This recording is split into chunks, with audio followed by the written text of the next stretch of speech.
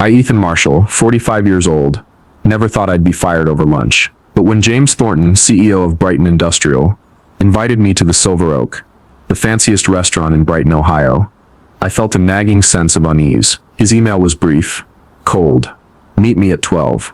The Silver Oak. I walked into the restaurant, my old suit clinging tightly to my shoulders, feeling like an outsider among the pristine white tablecloths, dim chandeliers, and the clinking of cutlery like a strange melody. This wasn't a place for a guy like me, who'd spent 12 years hunched over screens, building the company's tech systems from a chaotic mess. James sat at a corner table, his tailored suit gleaming, his smile as perfect as ever, but his eyes were cold, like he was appraising an item before selling it. "Ethan, sit down," he said, gesturing for the waiter to bring the menu. I sat, trying to stay calm, though my mind replayed the odd signs from the past few months. "We're going in a different direction," James began, slicing his steak with slow, deliberate cuts. "You've been invaluable, Ethan, but we need fresh perspectives." His words hit like a knife, but I wasn't surprised. "These things happen," I replied, offering a faint smile, though a wave of anger surged inside. I'd seen this coming for a while. Before diving into the story, comment where you're watching from, and don't forget to subscribe so you never miss the latest video. James stopped chewing, a flicker of annoyance in his eyes before his smile returned. "Liam Redmond, Charles Redmond's nephew, just graduated from MIT, he said. "He's a brilliant talent, specializing in digital transformation. We believe he'll take the company further." Charles Redmond, the majority owner of Brighton Industrial, who once shook my hand at a Christmas party and called my system the heart of the company. Now that heart was being replaced just because some guy shared the Redmond name. I nodded, took a sip of water, keeping my voice steady. "Who's handling the transition?" James looked relieved, as if he'd feared I'd make a scene among the suited diners. "You'll have 6 weeks, he said, sliding a stack of papers across the table. "This is the NDA. We'll announce it after the next quarterly all hands." I glanced at the contract, the tiny print a reminder that my 12 years of dedication were just a number. I signed without hesitation, not out of fear, but because I needed time to think. "I understand," I said, shaking James's hand before dessert arrived. "Business decisions have to be made." I smiled, a smile I knew he wouldn't understand. They thought I'd bow out, but they didn't know I'd seen this coming. 3 months ago, I noticed unauthorized access attempts in the server logs, from an IP address tied to the executive floor. Someone had been digging through my files, security protocols, contingency plans, everything related to CoreLink, the production management interface I started developing back in Columbus, Ohio, before joining Brighton Industrial. I'd thought it was a glitch, but now it all made sense. Brighton, Ohio wasn't a place I chose to live. I came here 16 years ago, following Sophie, my ex-wife, when she got into a prestigious graduate program. I left my job in Columbus, where I was a promising engineer, to start over. When Sophie left, saying we wanted different things, I was left with an empty apartment and a broken heart. Brighton Industrial gave me purpose. When I joined, the company was a mess. Computers running Windows XP, passwords stuck on post-it notes. I built CoreLink, turning the tech department from a 5-person team into a 30-person operation, keeping 3 factories running 24/7. Brighton's production lines never stopped, and neither did I. But now, looking out the restaurant window at the factory smoke rising into a gray sky, I wondered if I ever truly belonged here. Back at the office, I sat at my desk, the computer screen's glow lighting my face. A notification blinked. My admin access had been downgraded. My name was gone from the leadership email chain. They'd decided long before, maybe weeks ago, maybe months. Betrayal welled up, but I didn't let it take over. I'd spent 12 years making CoreLink the heart of the company, not for money, but because it was mine. Not legally, but in every way that mattered. Every line of code, every protocol, bore my mark. That night, I lay in bed, unable to sleep. Not from fear of finding a new job. I knew I was good enough to start over. Not from anger, though it simmered. But from what I'd seen in the server logs, someone didn't just want to replace me. They wanted to take everything I'd built. I closed my eyes, picturing the Lake Erie shore, where I used to sit with Sophie watching sunsets. The water was black, but beneath it ran powerful currents. I smiled in the dark. They didn't know I was ready. They didn't know that CoreLink and I weren't as replaceable as they thought. I lay in bed, streetlight glow spilling across the ceiling, casting faint streaks. The hum of the air conditioner mixed with memories of the lunch at the Silver Oak, where James Thornton announced I'd be replaced by Liam Redmond, a young guy with the Redmond name. The sting of betrayal lingered, but it wasn't what kept me awake. It was the memories, the pieces that brought me to Brighton, Ohio, to Brighton Industrial, and to CoreLink, not just a system, but my life's blood. I came to Brighton 16 years ago, not by choice, but for Sophie, my ex-wife. She'd been accepted into a prestigious graduate program here, and I, a promising tech engineer in Columbus, Ohio, left everything to follow her. I thought it was love, sacrificing my job, my friends, to build a new life by Lake Erie. Brighton, with its smoky factories and relentless production lines, wasn't my dream. But I found work, small projects, and started developing CoreLink, a production management interface for automation and security. I never imagined it would become the heart of a company like Brighton Industrial. Then Sophie left. One morning, she left divorce papers on the kitchen table, saying we wanted different things. No fights, no signs, just me with an empty apartment and a shattered heart. I crashed on my brother's couch, grappling with bills and unanswered questions. That's when Brighton Industrial found me. They were reeling from a ransomware attack, their network in ruins, production lines halted. They needed someone to patch things up, and I, an unemployed engineer, needed a purpose. I didn't plan to stay long. The job was a stopgap, a way to get back on my feet after the divorce. But I was good, damn good.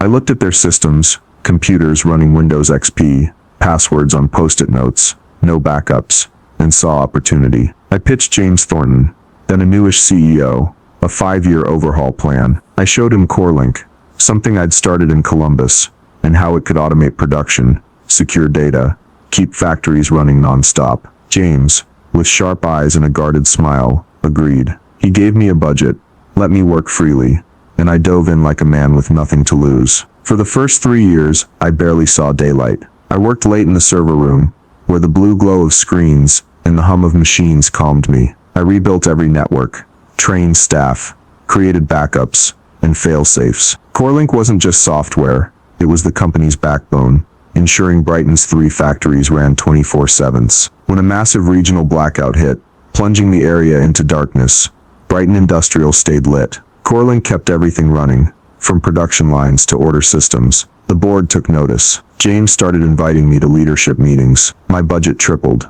I wasn't just a temp engineer anymore. I was indispensable. I hired more people, built a solid IT team. Claire Nguyen, a single mom with a razor-sharp mind, became my right hand. She could fix any network issue with a coffee and a half smile. Marco Alvarez, a young programmer, could code faster than anyone I'd met. We weren't just an IT team. We were why Brighton Industrial could promise clients they'd never miss a deadline. Charles Redmond, the majority owner, shook my hand at a Christmas party years ago. "You've made us a modern company," he said, voice full of pride. "Without your systems, we couldn't have expanded." I thought I'd found my place, where I mattered. But now, in my dark apartment, I wondered if it was all an illusion. CoreLink wasn't just a job, it was mine.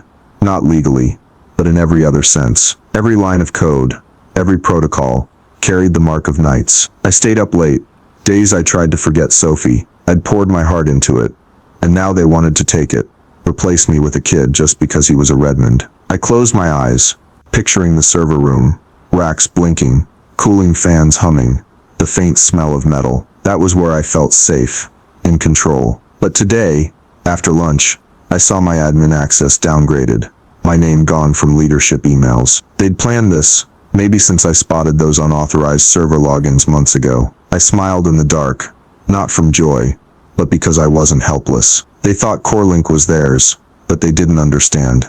It belonged to me, and I wouldn't let them take it so easily. The betrayal from the lunch at the Silver Oak clung to me, like factory soot, coating the Brighton, Ohio sky. Ethan Marshall couldn't stop thinking about James Thornton's fake smile as he announced that Liam Redmond, Charles Redmond's nephew, would replace me. But it wasn't just his words that kept me restless.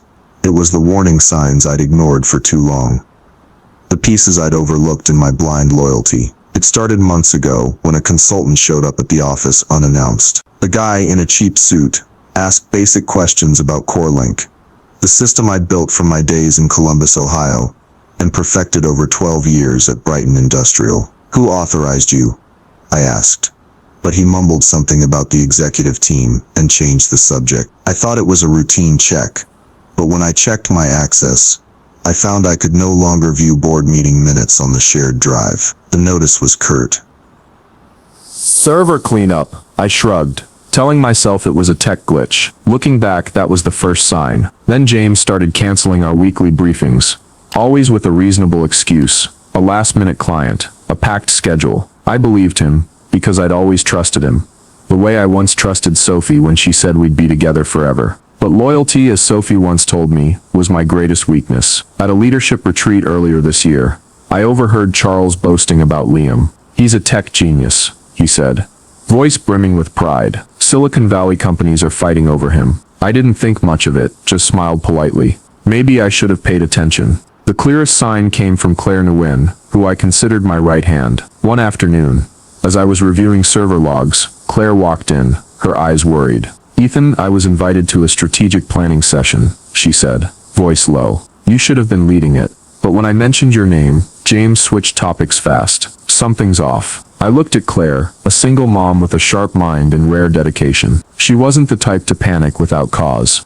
but I, with my damn loyalty, just laughed it off. Probably a misunderstanding, I said, though deep down, I knew it wasn't. That evening I stood in the server room, where the blue glow from the server racks flickered like a heartbeat. The hum of cooling fans and the faint metallic smell always calmed me. I had chosen every component here, designed every protocol to keep Brighton Industrial's 3 factories running non-stop. This was my place, even if no one mentioned my name in quarterly reports or on the company website. I ran my hand along the main control panel, thinking about 12 years of dedication, about the sleepless nights saving the system from collapse. Then a figure appeared at the door, doing a routine check. I asked, my voice even, though I already knew who it was. Liam Redmond, young, polished, his expensive watch glinting under the lights. He wasn't over 30, carrying the confidence of someone who'd never failed. Just looking around, Liam replied, stepping in, as if he already owned the room. James said you'd be walking me through soon. He scanned the server racks, his gaze sliding over them like he was appraising an outdated relic. Impressive setup. A bit old school, but solid. Old school, I echoed, swallowing my anger. I had upgraded this system less than a year ago. Every protocol optimized for Brighton's production lines. My documentation helpful? I asked. My tone light but sharp. Liam smiled, unabashed. Very thorough. I've got some ideas to modernize. He spoke as if he were doing me a favor. I nodded, forcing a smile. Can't wait to hear them. The words tasted bitter, but I kept my composure. When Liam left, I opened the access logs. His account, created 3 weeks ago, had top-level admin rights. He'd viewed my entire document library, from core link to security protocols. The next morning, I texted Marco Alvarez, the best programmer on my team. Meet me at Brewhaven, 6:30 a.m. Brewhaven was a small cafe on the outskirts of Brighton, with scratched wooden tables and the smell of burnt coffee. Marco was already there when I arrived, his tired eyes peering from under a baseball cap. They're phasing you out, I said bluntly. No sugarcoating. What do you know? Marco stared at his coffee, fingers slowly spinning the cup. I figured, he said. For weeks they've had me explaining your system. Weird questions, like they wanted me to say. Core link wasn't needed. He looked up, his eyes guilty. I should have told you sooner, but I've got a kid, a mortgage. I don't blame you. I cut in, my voice soft but firm. Marco was good, loyal, but he had things to protect. What are you gonna do? He asked, his gaze probing. I looked out the window, where early morning traffic rolled by on Brighton streets. They've been planning this for a while, I said, thinking of the unauthorized server access, the way James avoided my eyes. But I'm not letting them take core link that easily. That night, I drove to the Lake Erie shore, parking where Sophie and I used to watch sunsets. The water was black under the night sky, waves lapping softly against the rocks. I remembered James's words when he promoted me. You're the backbone of this company, Ethan. Now that backbone was apparently replaceable. But as the cold wind blew, carrying the scent of salt and metal, I felt clarity. Core link was mine, and I'd protect it. Not just for the effort, but because I knew my worth. Standing on the Lake Erie shore the night before, with the cold wind blowing and waves crashing against the rocks, I decided that CoreLink, the system I built from my days in Columbus, Ohio, wouldn't be taken by Brighton Industrial so easily. After 12 years of dedication, after the warning signs and Liam Redmond's arrival, I knew I wasn't just being replaced, I was being exploited. I needed to act, not just to protect CoreLink, but to prove my value. I reached out to Ryan Kessler, a security expert I knew from my Columbus days. We arranged to meet at Rusty Spoon Diner, a roadside joint on the outskirts of Brighton, where the smell of burnt coffee and frying oil mingled. A place people like James Thornton would never set foot in. I arrived early, sitting at a corner table with chipped wood, watching trucks roll by on the highway. Ryan walked in, his old jacket and sharp eyes unchanged. "Spill it, Ethan," he said. No preamble. "What's so bad you're dragging me out of bed at midnight?" I told him everything. The firing lunch, Liam with admin access, the unauthorized server logins, and the feeling that the company didn't just want to replace me, but to seize CoreLink. Ryan frowned, sipping his coffee. "Legally, you're in a tough spot," he said, his voice low. "Employee contracts usually favor the company, but something's off. The company's doing well. Why push you out now?" "That's what I need you to find out," I replied, sliding him a scrap of paper with the unauthorized IP address. "Just information, nothing over the line." Ryan nodded, pocketing the paper. "Give me a few days." 2 days later, Ryan called at 11 p.m. "You need to see this," he said, urgency in his voice. I drove to a small cafe in downtown Brighton, where Ryan sat with his laptop, the screen displaying SEC filings. Brighton Industrial is prepping to sell to Nexus Dynamics, a manufacturing conglomerate in Chicago, he explained. The deal's in its final stages, and CoreLink is the key asset. They need to show a modern system and transition leadership to boost value. My blood ran hot. "What else?" I asked, my voice tight. Ryan turned the laptop toward me. "Charles Redmond sold most of his shares last quarter. This deal mainly benefits James and the executive team. They'll get golden parachutes and new roles at Nexus Dynamics." I gripped the table's edge, forcing myself to stay calm. Not just firing me. They were turning CoreLink, 12 years of my sweat and heart, into a tool for their enrichment. The SEC filing specifically mentioned a proprietary production management interface. That was CoreLink. Mine. That night, I went back to my apartment, digging through old hard drives in the closet. I found what I needed. The original CoreLink code, written before I joined Brighton Industrial, and emails from James. One, from 10 years ago when I integrated CoreLink into the company's systems, read, "Your system is your own property, Ethan.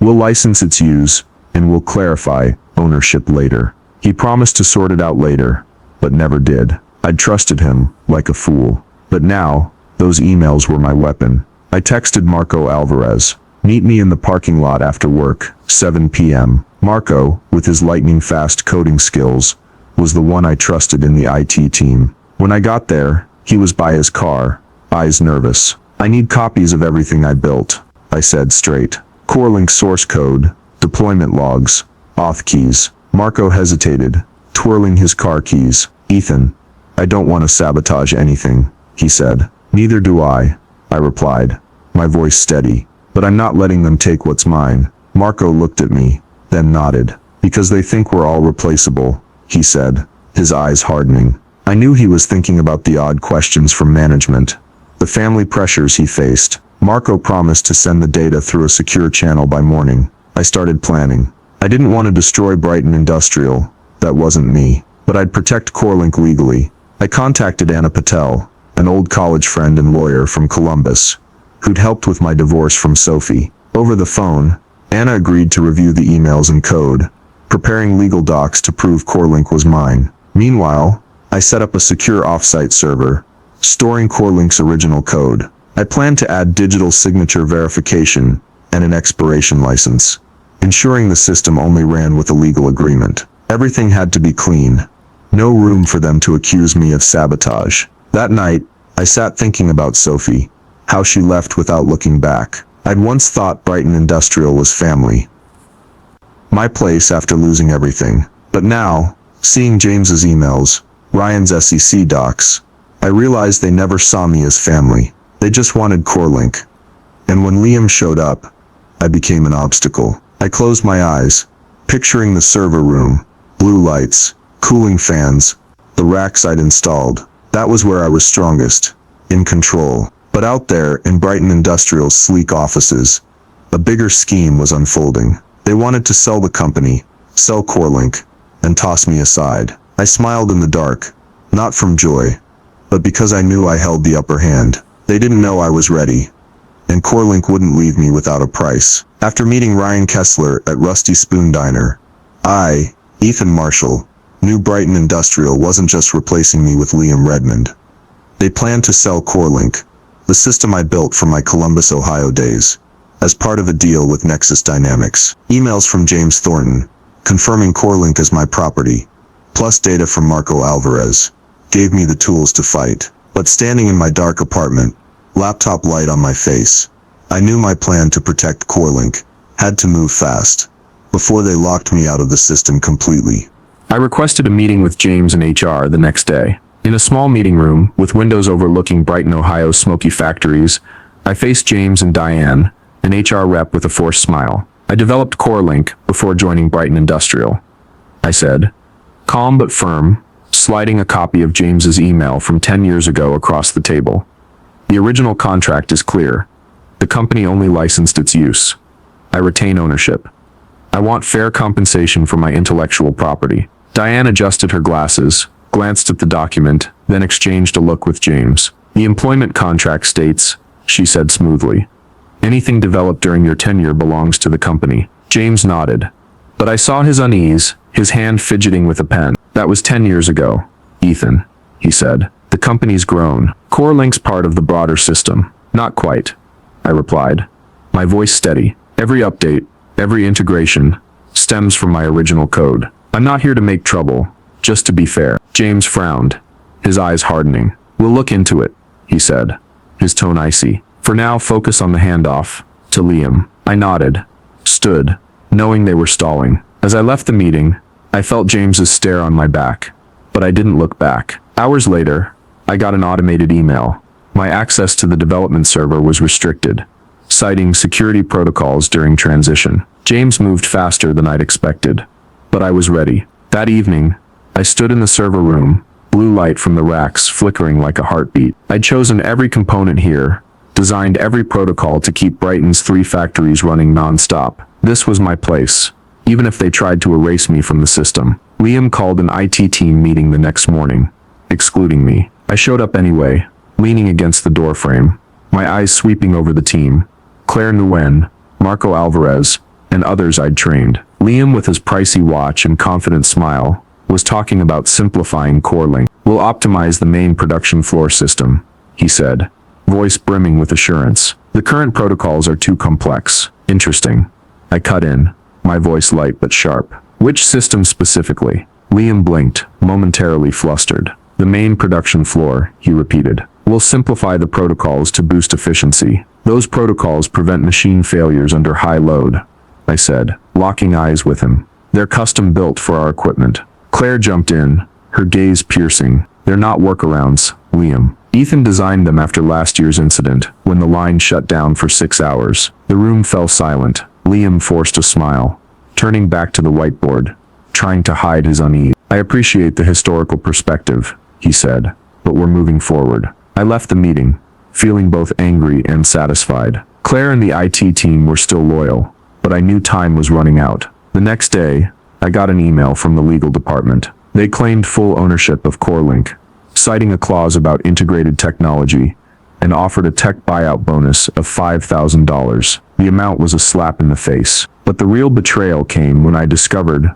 through an email from a vendor mistakenly sent to my personal inbox, that James had signed a contract transferring all CoreLink integrations to a startup, Liam's friend's company. They didn't just want to push me out, they wanted to sell my life's work. That night, I sat in the server room, using the access Marco had preserved.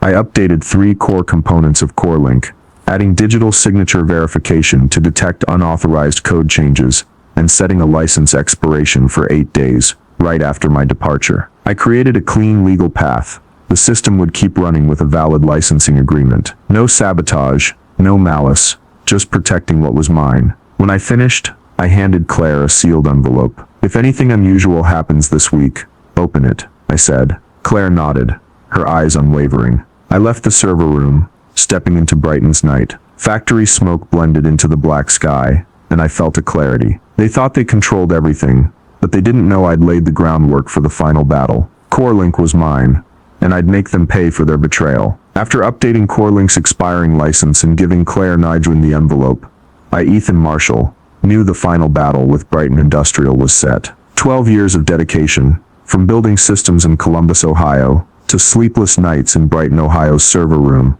now hinged on the next 8 days, when CoreLink's license would activate. James Thornton's betrayal, and the plot to sell CoreLink to Liam Redmond's friend's startup still stung, but I wasn't after revenge. I wanted fairness, and my worth recognized. On my last day at the company, I walked into the office with an odd feeling, like a guest in the house I'd built. I turned in my badge, signed the exit papers, and declined the farewell party Liam organized.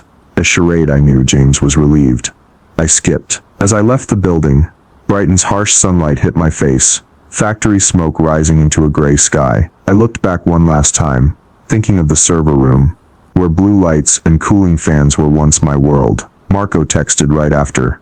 It's done. Liam just changed all admin passwords. They're auditing the system this afternoon. Thanks, I replied, my inner voice calm. Now we wait. I drove back to my apartment, ignoring calls from unknown numbers, and slept better than I had in months. I wasn't anxious, not from confidence, but because I'd done right. CoreLink was mine, and I'd protected it legally. The next morning, as production lines hit peak hours, every CoreLink instance across Brighton Industrial's 3 factories displayed the same message. License expired. Please contact the developer to renew. Within minutes, the first line stopped. By mid-morning, all 3 factories were paralyzed. My phone rang, and I wasn't surprised to see James Thornton's name. What the hell did you do? James roared, trying to sound authoritative, but I heard the panic in his voice. This is sabotage, Ethan. I didn't do anything, I replied, voice calm. The software license expired. As CoreLink's developer and owner, I'm open to discussing renewal terms. I heard gasping breaths on the other end, as if James was fighting to contain his rage. This is blackmail, he shouted. It's standard license management, I corrected, my tone sharp. Check the integration contract from 10 years ago. Clause 7 states, Brighton only licensed CoreLink, not owned it. Silence. I went on. I've sent a renewal agreement to legal. Simple terms. Acknowledge my ownership, fair compensation for continued use, and an NDA about my departure circumstances. This is blackmail, James repeated, his voice weaker. I smiled.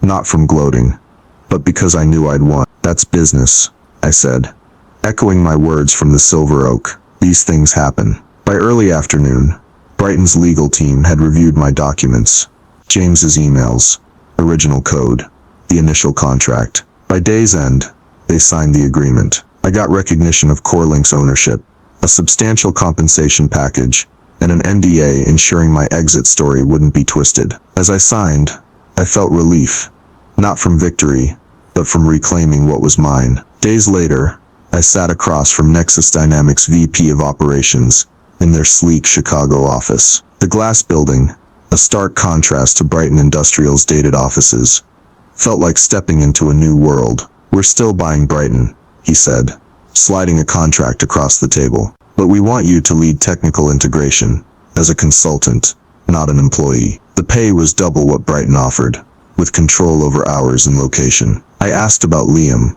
unable to resist curiosity. Mr. Redmond will pursue other opportunities, he replied, his tone flat, his eyes saying the guy wasn't worth mentioning. I signed the contract that afternoon, no hesitation. Leaving the office, looking down at Chicago's bustling streets, I thought of the days sleeping on my brother's couch, after Sophie left, the nights burning out in the server room. I'd built CoreLink from ashes, and now it had brought me here. Back in Brighton, I stood on the Lake Erie shore, where I'd once pondered James's betrayal. The water was still black, but moonlight danced on the waves, creating shimmering streaks. I didn't feel the triumph I'd expected. Instead, there was a certainty that I'd done what was necessary. CoreLink wasn't just code.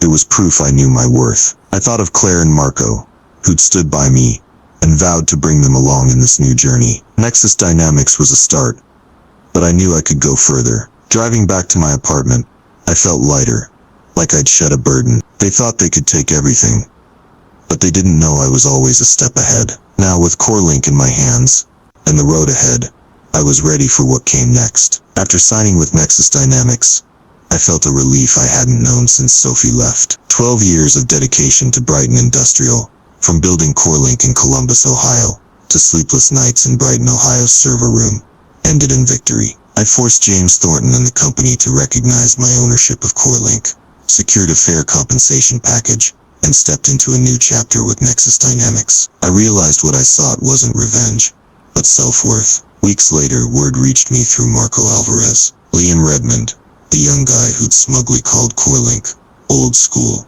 was fired. The official reason was pursuing new opportunities, but Marco said 3 major clients threatened to cancel contracts after a string of system failures under Liam's lead. One production line stopped for 4 hours, costing tens of thousands, just because he tried to simplify my protocols.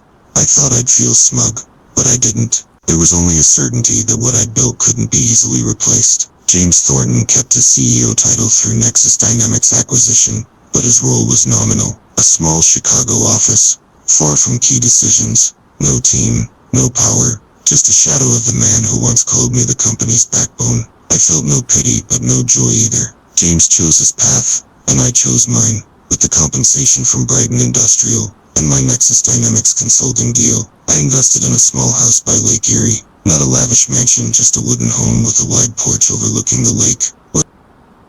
A lavish mansion, just a wooden home with a wide porch overlooking the lake, where I could hear waves crash and watch sunsets. Moving in, I stood on the porch, coffee in hand, feeling freedom for the first time in years. Brighton, with its factory soot and production lines, was no longer a burden. I'd found myself again, not through CoreLink, but through knowing my worth. I started building a consulting team, not just for Nexus Dynamics, but to create something of my own. Claire Nguyen was the first to join. She left Brighton Industrial months after me, fed up with how Liam and management treated the IT team like tools. "I don't work for people who don't respect me," Claire said, her eyes as sharp as when she challenged Liam in that meeting. I brought Marco Alvarez on board soon after. With a young kid and a mortgage, he hesitated.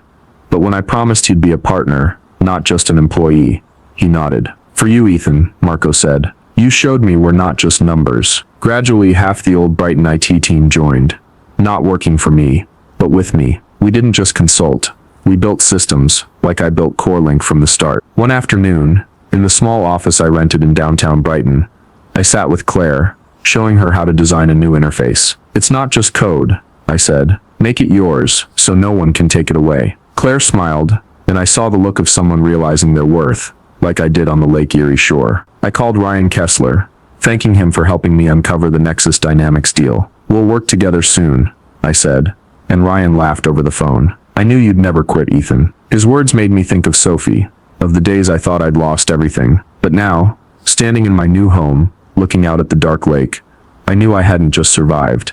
I'd found my own path. A year after my CoreLink victory, I, Ethan Marshall, stood on the porch of my wooden house by Lake Erie, where waves lapped gently, and the setting sun painted the water gold. My consulting team, with Claire Nguyen, Marco Alvarez, and former Brighton Industrial colleagues, was thriving. The Nexus Dynamics contract opened doors, but what satisfied me most wasn't money. It was the freedom of knowing I'd reclaimed my worth after the heartbreak of Sophie and James Thornton's betrayal. But fate has a way of bringing the past back, and I ran into James at a restaurant in downtown Brighton, Ohio. The restaurant was smaller than the Silver Oak, where James once fired me, but still upscale, with dim lights and soft piano music. I was alone, waiting for Claire to discuss a new project, when I spotted James at a corner table. He'd aged, his suit slightly wrinkled, his eyes tired. He saw me, hesitated, then approached. "Ethan," he said, his voice low, lacking the confidence of a CEO. "You won." I looked at him, really looked, seeing the wrinkles around his eyes, the marks of a man pushed to the sidelines. Part of me wanted to stand up and leave, but I stayed. "It's not about winning or losing, James," I replied, my voice calm, sincere. "It's about value, about knowing what you're worth." James nodded, just once, then turned away. He didn't say more, but his eyes,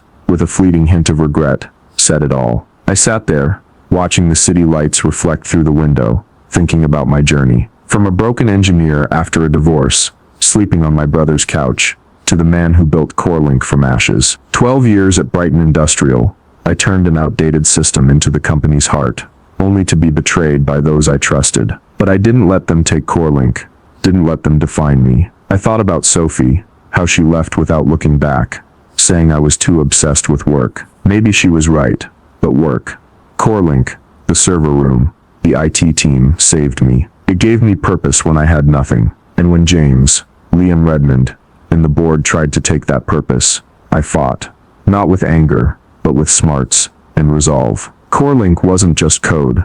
It was proof I could build, break, and remake myself. I drove home, weaving through Brighton's streets, where factory soot still coated the sky. The wooden house by Lake Erie welcomed me with stillness, the porch creaking under my steps. I stood there, watching the sunrise, golden light spreading across the water, waves lapping like a heartbeat. I thought about systems, the ones I built, like CoreLink with every line of code meticulous, the ones I broke, like James's scheme, and the ones beyond me, like this lake, like Brighton, like life itself. I no longer hated James, or Liam, or Sophie. They were part of an old system, one I'd outgrown. Now with my consulting team, with Claire, Marco, and new projects, I was building another system, one based on respect, teamwork, and self-worth. As the first sunlight touched the porch, I smiled, not for winning, but because I knew who I was, and no one could take that away. The story of Ethan Marshall in Brighton, Ohio, reflects the harsh realities of today's U.S. workplace, where loyalty and dedication aren't always rewarded, but persistence and self-worth can lead to success. Ethan, a 45-year-old tech engineer, spent 12 years building CoreLink, a production management system, only to be betrayed by James Thornton in Brighton Industrial, replaced by Liam Redmond, a young man with family ties. Ethan's journey, from the shock of being fired at the Silver Oak, uncovering the company sale plot, to protecting CoreLink with an expiring license and signing with Nexus Dynamics, mirrors the competitive pressures, profit-driven corporate culture, and job insecurity in America, where 61% of workers fear job loss from automation or restructuring per a recent Gallup survey. The final meeting with James, where Ethan stressed value about knowing what you're worth, and the scene of him on the Lake Erie porch, show personal growth through adversity, lesson for real life. In America's fast-changing work culture, where loyalty is rarely reciprocated, you must proactively protect your value, as Ethan did by preserving CoreLink's code and consulting lawyer Anna Patel. Don't let your job define you. Instead, invest in skills and networks, like Ethan did with Claire Nolan and Marco Alvarez, to be ready for new opportunities like the Nexus Dynamics deal. Learn to spot red flags, like Ethan's unauthorized server access, and prepare contingencies. Finally, like Ethan on the Lake Erie shore, find peace in knowing your worth, independent of others' validation. Persistence and confidence will carry you through the challenges of America's competitive workplace. Subscribe to the channel to follow the journeys of self-worth defenders like Ethan Marshall and discover more inspiring stories. Thanks for watching, and see you in the next video with fresh lessons from Brighton, Ohio.